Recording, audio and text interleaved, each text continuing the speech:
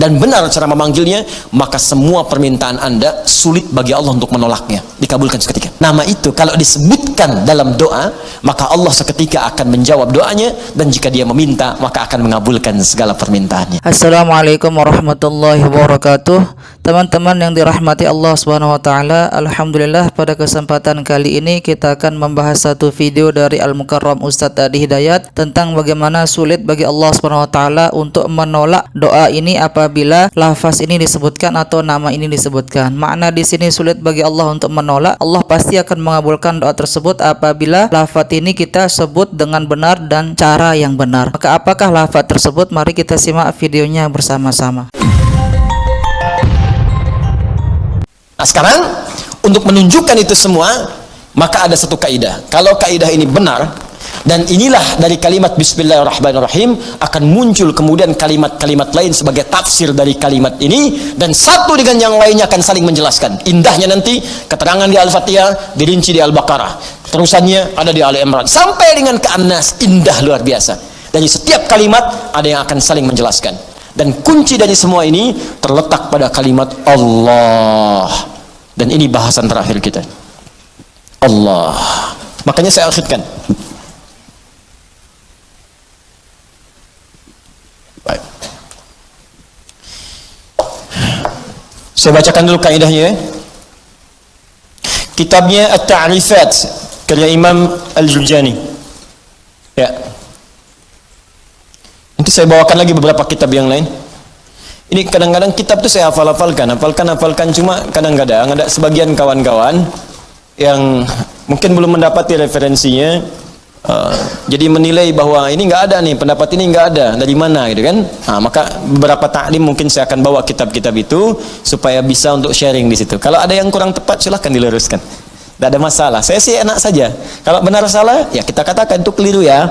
Kalau misalnya salah sebut nama, ya saya salah sebut nama kemarin, harusnya ini, yang benar ini bukan ini, ya selesai. Dan tidak harus mempertahankan kesalahan. Ya. Dan juga jangan cari-cari kesalahan, capek nanti. Ya, capek. Guru itu kalau mengajar pasti ada salahnya, pasti salah. Tapi yang paling salah adalah murid yang mencari-cari kesalahan guru. Jelas ya? Nah, bikin status dulu, catat dulu ya. Bismillahirrahmanirrahim. Al-Ismul A'zam. Al-Ismul A'zam, nama yang paling agung, tinggi. A'zam itu isim tafdil dari kata azuma. Azuma, a'zam. Azuma besar. Sigat mubalaghahnya azim, sangat besar. A'zam paling besar, paling agung. Jadi kalau ada yang agung, ini yang paling agung. Kalau ada yang bisa mengangkat, ini yang paling tinggi angkatannya. Kalau ada yang bisa memuliakan, ini yang paling bisa memuliakan pada tingkat yang paling dahsyat. Anda dimuliakan oleh ibu Anda, teman Anda, tetangga Anda, keluarga Anda, masyarakat Anda, maka ada yang lebih dahsyat dalam memuliakan Anda. Inilah dia nanti yang akan kita lihat. Jelas ya? Nah, mari kita lihat Al-Ismul A'zam. Huwal ismul jami' li jami'il asma'. Huwal ismul jami' li jami'il asma'. Al-Ismul A'zam ini adalah nama yang mencakup seluruh nama-nama kemuliaan, nama-nama kebaikan. Jadi kalau ada semua nama baik, puncaknya nama ini. Puncaknya nama yang ini. Ya. Apa nama yang dimaksudkan? Yuk kita lihat. Qila, dikatakan nama Al-Ismul A'zam itu tidak ada yang lain. Wallah, yaitu Allah. Allah. Allah. Ini.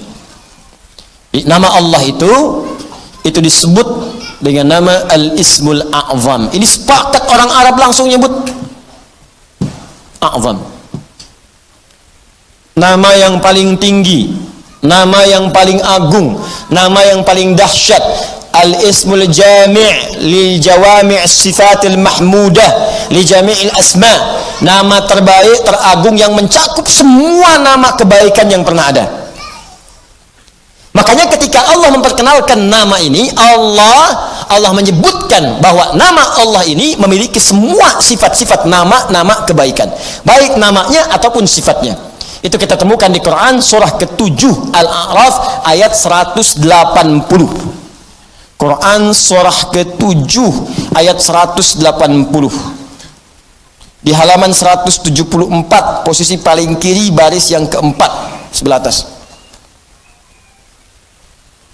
Walillahil asmaul husna fad'uuhu biha. Walillahil asmaul husna. Walillah, hanya milik Allah. Walillah, hanya milik Allah. Al asmaul husna, semua nama-nama yang baik-baik. Di semua nama-nama baik itu terkumpul semua punya Allah. Makanya ketika disebutkan nama Allah itu mencakup semua nama-nama yang baiknya. Di Anda ketika menyebut nama Allah, Allah, Allah, ya Allah, Allahumma, ya Allah, itu sudah mencakup semua nama-nama yang terbaik yang melekat pada Allah Subhanahu wa taala dan sifatnya. Makanya kalau Anda mau memanggil kepada Allah, kata Allah, silakan sebut nama Allah secara singkat. Di mana ditemukannya? Boleh Quran surah ke-17 misalnya, ayat ke-110.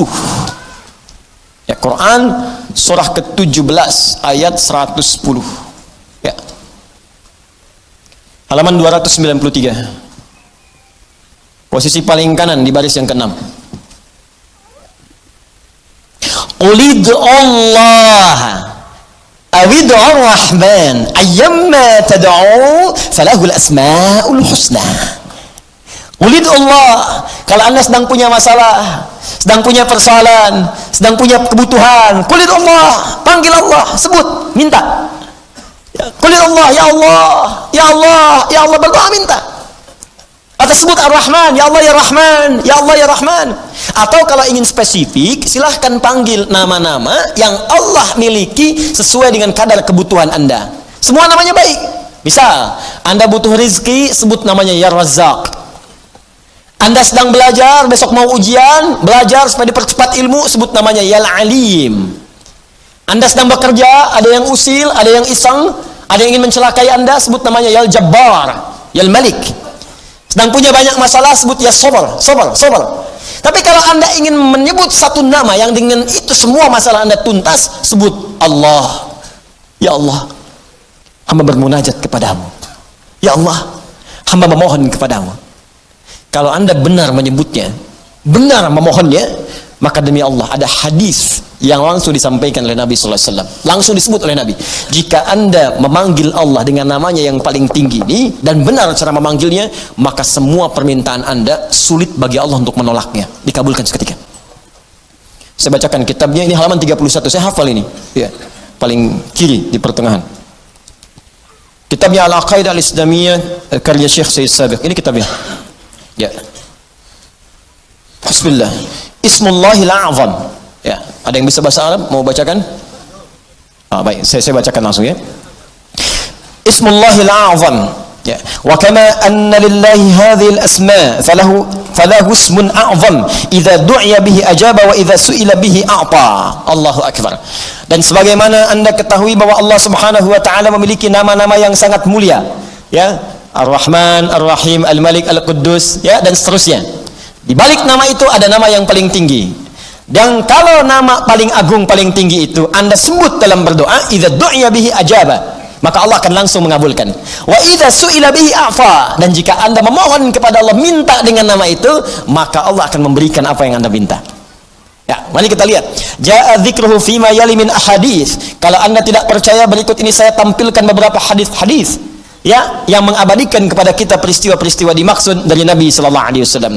An Buraidah radhiyallahu taala anhu qala, hadis pertama dari Buraidah, ya, semoga Allah meridai kepada beliau, qala sami'an nabiyyu sallallahu alaihi wasallam rajulan yad'u. Satu kali Nabi sallallahu alaihi wasallam pernah mendengar seorang lelaki sedang berdoa.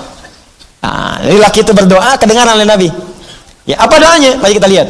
Wa huwa yaqulu, dan dia berkata, Allahumma inni as'aluka bi anni ushhidu annaka antallah la ilaha illa antas samad alladzi lam yalid wa lam yulad wa lam yakul lahu kufuwan ahad. Allahumma ighfirli.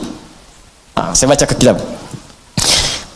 Bi anni ushhidu annaka antallah la ilaha illa antal ahadus samad alladzi lam yalid wa lam yulad wa lam yakul lahu kufuwan ahad. Allahu akbar. Dia membaca pertama, usyhidu bi annaka antallah, ya Allah. Perhatikan nih. Saya bersaksi Engkau Allah. Allah, Engkau Tuhanku ya Allah. Engkau Tuhanku yang memerintahkan aku ya Allah untuk bermohon hanya kepadamu. Aku bersaksi Engkau satu-satunya Tuhan, tidak ada Tuhan yang lain. Aku bersaksi hanya memohon kepadamu, tidak ada syarikat untukmu. Allah disebutkan namanya. Maka apa yang terjadi? Perhatikan. Faqala walladhi nafsi biyadi laqad sa'ala Allah bismihil a'zam alladhi idza du'iya bihi ajab wa idza su'ila bihi a'ta. Allahu akbar. Dalam riwayat orang ini berkata, ya Allah ampuni saya, Allahumma gfirli, ya Allah ampuni saya. Maka kata Nabi, perhatikan kalimatnya, kata Nabi, walladzi nafsi biyadi, saya bersumpah karena Allah, saya bersumpah dengan nama Allah yang menggenggam jiwaku. Di Nabi mempertaruhkan jiwanya, ya, mempertaruhkan dirinya dalam genggaman Allah untuk menyampaikan makna yang sangat dalam ini. Ini sumpah nih, walladzi nafsi biyadi itu sumpah. Ini sumpah tertinggi dari seorang hamba yang menunjukkan kemudian keesaan Allah Subhanahu wa taala. Nabi itu cukup berkata, kata-katanya benar karena sifatnya itu siddiqul amin. Ya, siddiqul amin. Jadi kalau bersumpah ada yang serius di situ, ada yang sangat penting. Saking pentingnya sampai bersumpah. Anda percaya nggak dengan saya? Tidak, sumpah demi Allah yang menggenggam jiwa saya, yang bisa mewafatkan saya kapanpun. Saya bersumpah. Ini hadis bersumber dari Nabi Sallallahu Alaihi Wasallam. Nah, pertanyaan saya, semakin percaya nggak dengan saya? Semakin ya? Ini Nabi yang bersumpah. Maka kata Nabi, apa kata Nabi? Laqad sa'alallaha bismil a'zam. Orang itu tadi telah memohon kepada Allah dengan menyebutkan nama yang paling tinggi, nama yang paling agung. Alladzi idza du'iya bihi ajab wa idza suhila bihi a'ta. Nama itu kalau disebutkan dalam doa, maka Allah seketika akan menjawab doanya, dan jika dia meminta, maka akan mengabulkan segala permintaannya. Hadisnya sahih. Hadisnya sahih. Rawahu Abu Dawud wa Tirmidzi wa An-Nasa'i wa Ibnu Majah wa qala Al-Munziri qala Syekhuna Abu Al-Hasan Al-Maqdisi wa isnad la mat'ana fihi wa la alam annahu ruwiya fi hadha hadis ajwad minhu. Allahu akbar. Hadis ini diriwayatkan oleh para ahli hadis, Abu Daud, At-Tirmidzi, An-Nasai, Ibnu Majah. Bahkan Al-Imam Al-Munziri mengatakan ini riwayat enggak ada celaknya. Enggak ada celaknya, sahih. Sahih, dan saya tidak melihat riwayat yang lebih baik daripada ini. Ya, hadisnya sahih. Tuh, hadisnya saya tampilkan, riwayatnya saya sampaikan, kitabnya saya tunjukkan, dan manfaatnya kita dapatkan. Allah. Nah, coba pertanyaannya, ini kan kalimat dirangkaikan di situ, Bismillah, Allahnya sudah muncul. Bahkan yang paling dahsyat, Rahman Rahimnya datang. Harusnya kalau sudah Bismillah, sifat Rahman Rahim itu datang. Bismillah, minum, Rahmannya turun, berkah minumannya, dituliskan pahala akhirat dengan Rahimnya. Harusnya begitu. Bismillah, sembuh, ada keberkahan dalam kesembuhan. Sembuh penyakitnya, dituliskan pahalanya. Istighfar di situ saat sakit ada pahala, segala ada pahala, sembuh, ada keberkahan dalam sembuhnya. Kalau orang sakit kemudian sembuh dan sembuhnya ada berkahnya, maka saat sembuh itu semua hasil dari sakitnya akan mengantarkan dia pada ibadah.